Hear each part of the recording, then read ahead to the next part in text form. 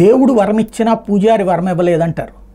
AIIMS పరిస్థితి మోడీ సర్కార్ ఇచ్చినటువంటిది. AIIMS అద్భుతంగా రన్నింగ్లోకి వచ్చింది. చంద్రబాబు గారి టైంలో ప్రారంభమైంది. ఆ ప్లేస్ ఎంపిక చేయడం చాలా మంచిదైంది. పార్కింగ్తో సహా అంతా బాగుంది. టీబీ హాస్పిటల్ తీసేసి మొత్తం పెట్టుకొచ్చారు. అంతా బాగుంది. కానీ సమస్య ఇదివరకు మంచినీళ్ళకి సంబంధించిన సమస్య.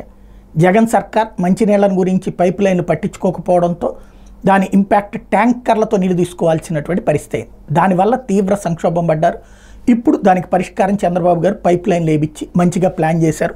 ఆ విషయంలో చంద్రబాబు గారిని అభినందించాలి. అయితే అసలు సమస్యను పట్టించుకోవట్లేదు.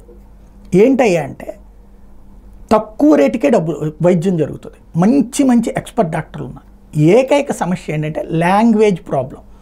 అక్కడికి వస్తున్న వాళ్ళందరూ పేదలు, ఎక్కువ మంది తెలుగు మాత్రమే వచ్చినటువంటి వాళ్ళు. ఈవెన్ ఇంగ్లీష్ వచ్చిన వాళ్ళు వెళ్ళినా వాళ్ళకి అర్థం కానటువంటి పరిస్థితిలో ఉంది.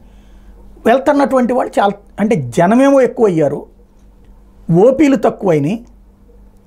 ఈవెన్ టెస్టులు చేయాలంటే కూడా రోజులు కాదు వారాల తర్వాత టైం పడుతుంది.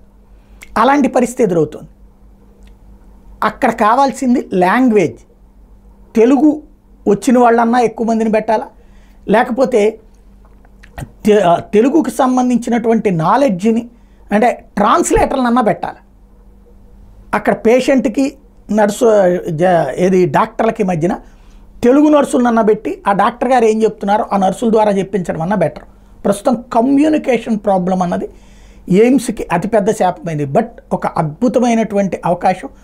కోట్ల రూపాయలు ఖర్చులు అయ్యేటటువంటి ట్రీట్మెంట్లు కూడా అక్కడ వేలల్లోనే పూర్తి అయ్యేటటువంటి అంశం.